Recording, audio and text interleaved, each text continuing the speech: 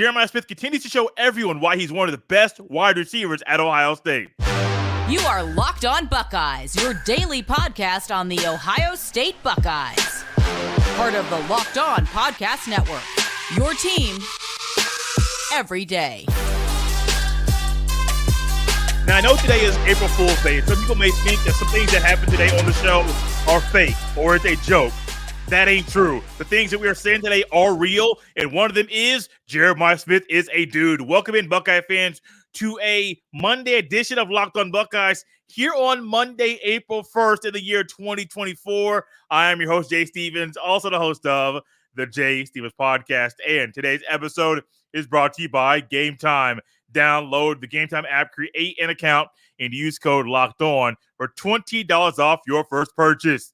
Jeremiah Smith is one of those players in the country that has been hyped up for a long, long time. Some say he is the best wide receiver prospect since Randy Moss. Now, I don't want to go that far, nor can I go that far. I have not scouted and have not analyzed football for that length of time. However, I can go as far as to make statements like this.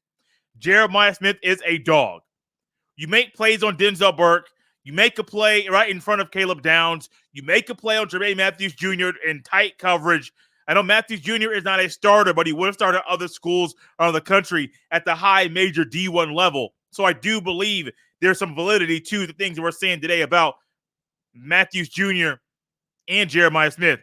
But Jeremiah Smith continues to show everyone why he will be a starter for the Buckeyes in 2024. And it happened again over the weekend during Student Appreciation Day. Now, that was a big day for Ohio State. They had some recruits that came in. There were 4 players committed to Ohio State over the weekend, 4 in 3 days. Look for a show later today in your feed talking about the players that committed to Ohio State later today.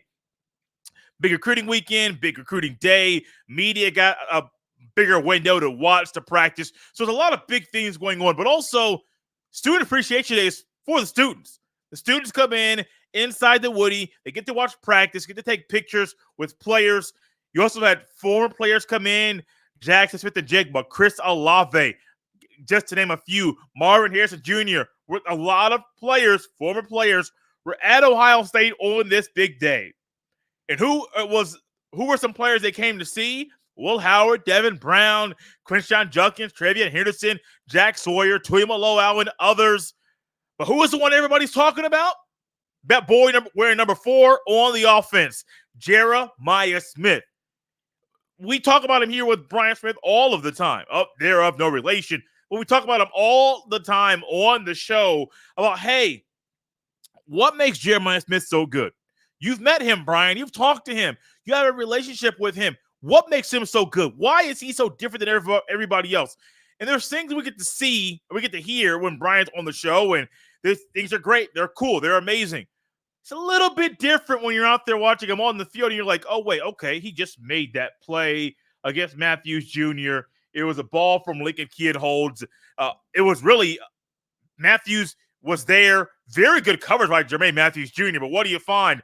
As they're locked up, they're both physically going at each other. What happens? Smith goes up, high points the ball, comes down with it, breaks a tackle of Matthews Jr., and scoots up the sidelines. Now, the film that I saw, because I had the ability to be there on Saturday, the film that I saw, like he may have stepped out of bounds, but he still kept running up that sideline on the right side of the field. Great. Hey, you make that play on that kind of corner, that's great.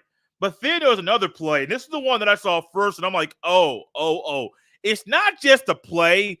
It's the presence of mind, the awareness, all of these things that he did before catching the ball that kind of got my attention and said, oh, this dude different.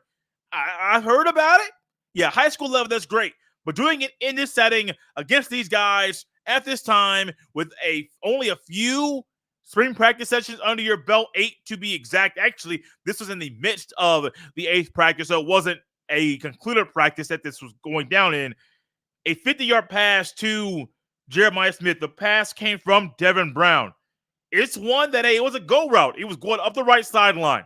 It was an underthrown ball. So not only is he the target, it's an underthrown ball, and Smith has to adjust on the fly to the ball, change his trajectory, know how to get the ball, have the presence of mind to know where Denzel Burke is, who he was locked up with in one-on-one coverage, but also Caleb Downs is coming over the top.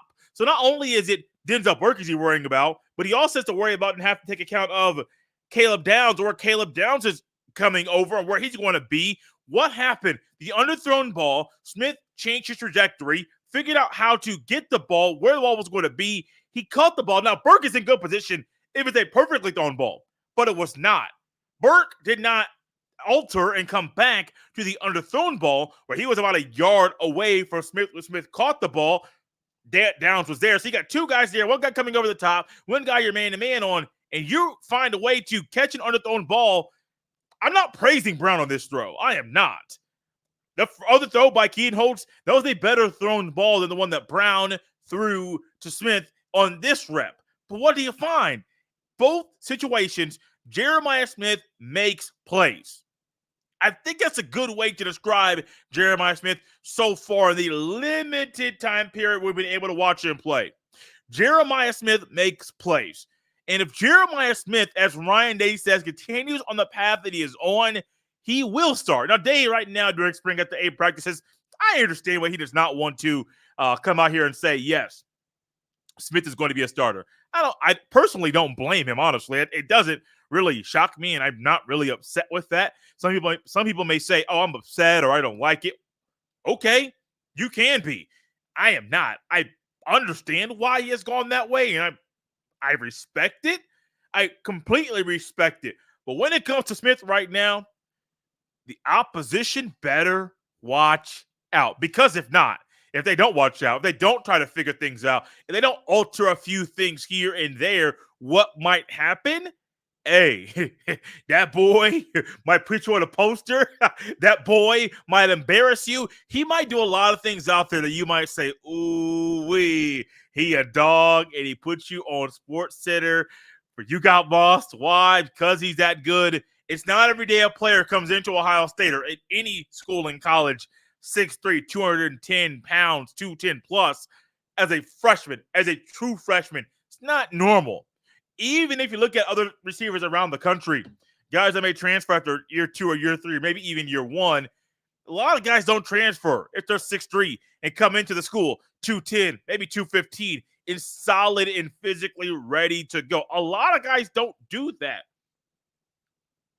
which kind of goes into why Jeremiah Smith in this play so far is so special. It's not only how good he is, it's he hasn't played a single game of college football yet, and we're already talking about a guy that I believe will be. I know it's going early. I normally don't go this way, especially in spring, as far as making bold proclamations about things going on at Ohio State, but I'm going to do it now. It's okay. It's okay. I know Easter was yesterday. I know it's April Fool's Day. I know people may think this is a joke. It is not. I do believe if this kid keeps doing this, he's going to start at Ohio State, and he's going to make some noise at Ohio State in the fall. Not only start, but make some noise. I want to say things like this now about him because your boy believes he is that good. How good were Will Howard and Devin Brown over the weekend during the scrimmage on Student Appreciation Day? We'll dive into that next. This episode is brought to you by Gametime. Gametime is now an authorized ticket marketplace of Major League Baseball, which makes getting tickets even faster and easier. Prices on the Gametime app actually go down the closer it gets to the first pitch. With killer last-minute deals, all-in prices, views from your seat, and their best price guarantee, Gametime takes the guesswork out of buying MLB tickets. Gametime is an easy and fun app to utilize that helps you save money. Including when you're trying to get last-minute deals, you're able to save up to 60% off buying last-minute tickets for sports, concerts, comedy, theater, and more. They also have flash deals, which help you save even more with exclusive in-app deals on select seats ahead of the game or event. They also have zone deals, which help you save even more when you choose a section and let Gametime choose their seats. And, of course, their Gametime guarantee allows your purchase to be covered with the most flexible customer service policy in the ticketing industry. Take the guesswork out of buying tickets with Gametime. Download the Gametime app, create an account, and use code LOCKEDONCollege for $20 off your first purchase. Terms apply. Again, create an account and redeem code LOCKEDONCOLLEGE for $20 off. Download the Gametime app today. Last minute tickets, lowest price guaranteed. Are you watching Fox Sports or ESPN on your TV all day? Have to turn down the volume with all that shouting? Make the switch to Locked On Sports today, a free 24/7 sports streaming channel programmed for you every day to bring you the biggest stories without all the screaming. Locked On Sports today brings you can't-miss analysis, opinions, and news streaming 24/7 on the YouTube or the free Amazon Fire TV channels app, part of the Locked On Podcast Network, your team every day. Now, anytime there's a scrimmage and Ohio State does not have a clear-cut name that is going to be QB1 for the Buckeyes in the fall, all eyes and ears are tuned into what you see when certain quarterbacks are on the field and what you hear when people are analyzing what has been done on the field. Will Howard is a transfer who also lost his black stripe over the weekend along with Seth McLaughlin, another transfer. One in Howard from Kansas State, McLaughlin from Alabama. McLaughlin looks like he's going to be the starting center, and Howard is in a battle to be the starting quarterback for the Buckeyes. You got Will Howard, you got Devin Brown, you got Lincoln Kienholzer, you got Julian Sand. Maybe not in that order, but definitely all four of those guys are the front runners or the top four quarterbacks in the room. And over the weekend, it definitely seems like Devin Brown was the best overall quarterback on the day.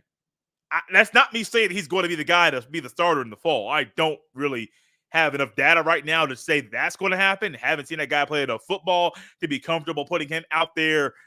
Even with the practice reps we've seen, I haven't seen enough to say, oh, DB is that guy, or Will Howard is that guy, or Sayed is that guy, or Kienholz is that guy. I haven't said that. But I do think right now it is still a two-headed race, a two-man race between Devin Brown and Will Howard. Kienholz is, I will not say Kienholz is out, but he has to do a lot over a short period of time for him to be able to win that battle. And Julius Sand is a new guy who's really only had 8 full practices of playing college football, no game reps, to really sit up here and say, oh, Sand is the guy. I remember when I said recently, there are rumors out there that people are saying, hey, Sand is going to be the guy, or he's going to be the starter, or he's doing this, he's doing that. And I said, hey, rumors are rumors. I hadn't heard of a valid source say that, hey, Sayed was going to be in the running to be the starting quarterback for the Buckeyes. Not saying he wasn't getting first team reps. I'm not saying that, but sitting here saying, hey, as a true freshman, you're going to come in here and start right away. I have not heard enough credible people say that it's going to happen, which is why I have not said that. All I will say is this. These are valuable reps for not only Julian Sand, but all 4 quarterbacks we're talking about. When it comes to Devin Brown over the weekend, he was the most consistent quarterback, which I think right now means something. Oh, let's go up a little bit further. I think every single day, twice on Sunday, being the most consistent quarterback means something. If you're consistently the most consistent quarterback, you're going to start. It's that simple. If you're consistently the most consistent quarterback on your team, doesn't matter if you're a future All-American, if you're a guy that's just not just average, does not matter where you fall. If you're consistently the most consistent quarterback, and these are saying you're consistently good or consistently getting better, things like that, you're probably going to start. And I think right now, if Devin Brown stays on this path, he will be the starter. I got my own hesitations about DB starting for the Buckeyes in the fall based off what I have seen. Not saying that there are things that have happened inside the Woody that are saying that are going with what I currently believe or what I think. I'm not saying that. All I'm saying is with what I have seen and with what I know, I am having some hesitations with DB starting. When it comes to Will Howard, he somewhat was okay throwing the ball from 20 yards in. But if it was over 20 yards, that's when things started to get a little shaky for him. Now, he did have a good play and a good ball to Quinshon Judkins, who really showed off his aggressive running style, kind of a short running style. You'll see more of that in the spring game. He took Judkins, that boy would say, the boy caught this ball. He was scooting like he was running from a dog, man. Boy was getting out of there. Like, y'all say the movie Get Out. As I say getting out of there, I think about that movie Get Out where, hey, homie says, get out. And the boy took off. He was dipping, bro. He was running hard. But anyways, Quinshon Judkins caught this wheel route out of the backfield from Will Howard, and that boy was scooting. I'll tell you, that was Quinshon Judkins that was scooting. But for Will Howard, though, figure out how to use that arm strength against this defense in practice. Because many people do believe, and I'm one of them, I can make another bold statement here. I don't really think it's that bold of a statement, but just more reality. Ohio State's defense should be one of the better defenses in the country. I firmly think that. I firmly believe the Buckeyes defense should be one that when you think about a defense that's good at all three levels and maybe elite at one or two and maybe above average at another one, that's Ohio State's defense. I do think the linebacker play will be better. I think the D-line play will be better. I do think there's a real opportunity for the Buckeye secondary to be one of the best secondaries in the entire country. And that's not hyperbole or me just trying to pull out and get some hot take off. I'm not trying to say that. I truly believe that their secondary will be one of the best in the country. It was a year ago, and it should be in the upcoming year because it should be better in the upcoming year because they got better players in the upcoming year. So I understand all the things that maybe seem like they are hyperbole or this or that. No, that's not the case. What is the case, though, is we got a Will Howard versus Devin Brown QB race. I still think the front runner for this job is Will Howard. I have a hard time believing Chip Kelly and Ryan Day will simply just say, oh, Will Howard is not the front runner. It is Devin Brown. I got a hard time with that. The Cat won a Big 12 conference championship, beat actually TCU, who went on to play in the national championship game that year. So that does say a lot about the fight and the grit and the moxie and all those things some people say about certain quarterbacks in college football. Will Howard has those traits. Not the best quarterback overall, but he has some traits that Ryan Day and Chip Kelly and even you would want from your starting quarterback at Ohio State. So when it comes to Will Howard and Devin Brown, I think it's a two-headed monster. Kean Holmes has gotten better. I don't think he's there yet. The most athletic of the three. Saying, I do think with that boy release is something different, y'all. It's different. And I do think saying Kean has a shot to make this thing more competitive than some think. But I got a hard time believing Ryan Day is going to put Saying out there, not just as a day one starter, but as a starter in the first half of the season, especially before the Oregon game. I get a hard time believing that. I don't have a hard time believing some of the things we saw and witnessed from the scrimmage over the weekend. We'll wrap up today's show with some more observations from Student Appreciation Day. This episode is brought to you by our friends at Amazon Fire TV. Fire TV is your destination for sports, from live games to highlights to in-depth analysis. Fire TV offers amazing viewing experiences with smart TVs, as well as a Fire TV stick that you can plug into your existing TV that provides access to millions of movies and TV episodes, as well as free and live TV. Whether it's opening weekend for baseball or the college basketball tournament, you're going to want to have a Fire TV. Fire TV recently created Fire TV channels to deliver a constant supply of the latest videos from your favorite sports brands, all for free. That includes all of us at Locked On and most of the big pro leagues and college conferences as well. Fire TV channels lets you dive into all of the game analysis, highlights, and more to keep up to date on all the latest in the world of sports, March Madness, NBA, MLB, and lots more. Not to mention great news, entertainment, gaming, travel, cooking videos as well. Check out Fire TV channels on Fire TV and Alexa devices. If you haven't checked out Fire TV channels, you should. Trust me on this. To learn more, visit www.amazon.com/LockedOnFireTV. This episode is also brought to you by Billiards Plus. Billiards Plus has the best selection of pool tables, game tables, shuffleboard tables, and more, and the best service in Central Ohio. Billiards Plus carries grills that have up to 30-year warranties. That's right, a grill with a 30-year warranty.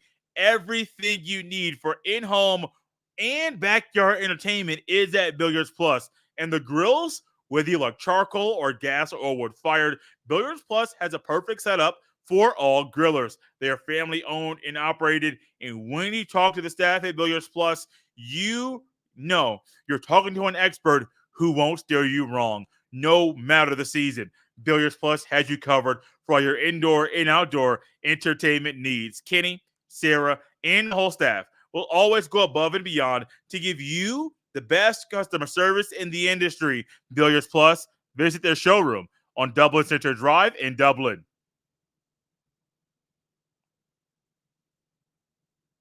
Thank you for making Locked On Buckeyes your first listen or first watch every day. Like I mentioned earlier in the show, look for another show later on today in your feed talking about the big recruiting weekend that Ohio State had. There are 4 players that committed in 3 days. The Buckeyes are picking up steam on the recruiting trail at the right time. Speaking of things that are happening at the right time, during Student Appreciation Day is a great time for certain players to kind of show off the things they've been working on, not only during spring practice, but since their career started playing college football. And I say since their career started playing college football because for Seth McLaughlin, a transfer center, or Will Howard, a transfer quarterback, these guys have played football elsewhere in college football at a high level. One of McLaughlin was in the playoff last year in the 14 format, the last year of that happening in the sport. And then we got a kid and McLaughlin Will Howard,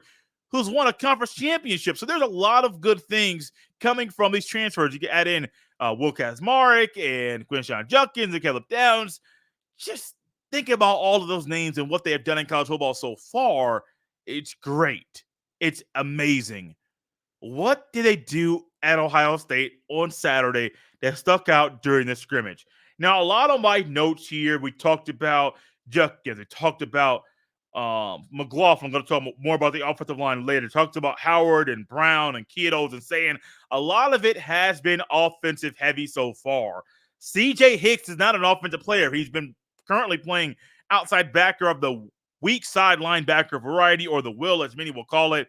Over the weekend, he showed that he is a really good blitzer. His athleticism, his timing, a lot of the things you need to be a good blitzer in college football, he is showing those things off, and he did it in a big way. And I think he had multiple tackles for loss, not just multiple tackles, multiple tackles for loss.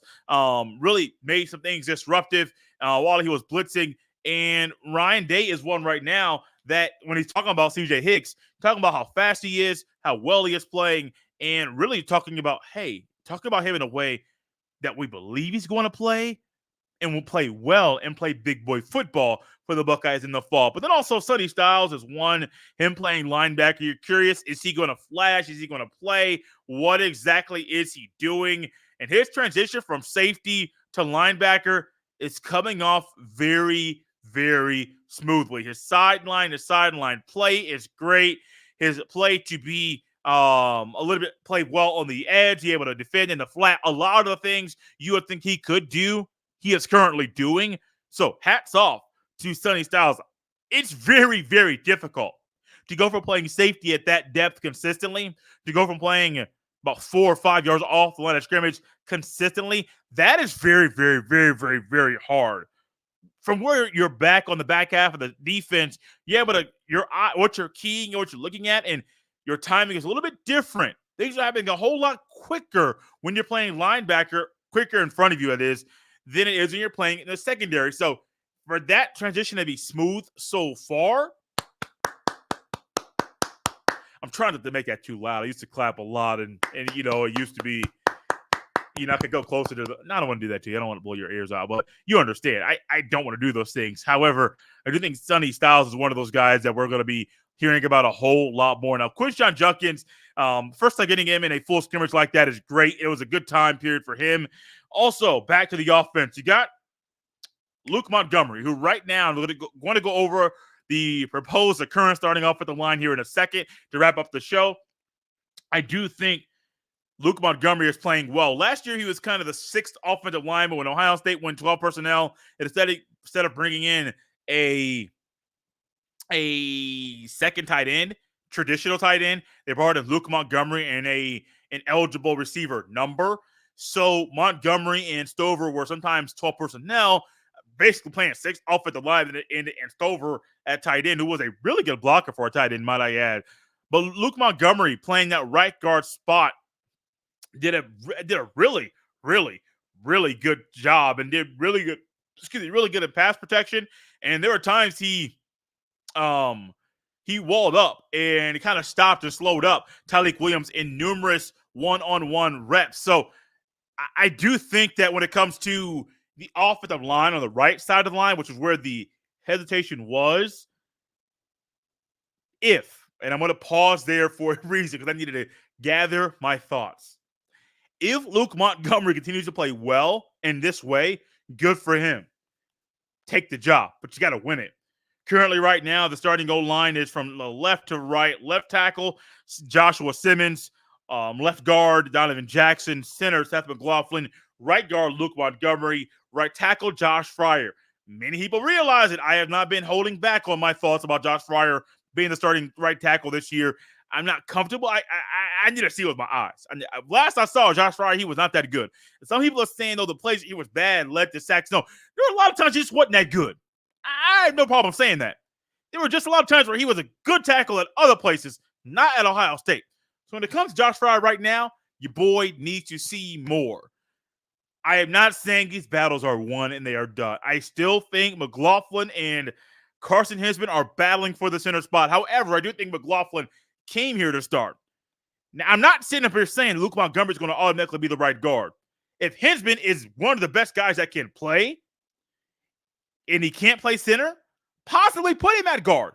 It might be the best spot for him. That's all I'm going to say. So I do think right now, center, guard, tackle on the right side, going center to the right side of the line, I still think I'm more sold on McLaughlin at center.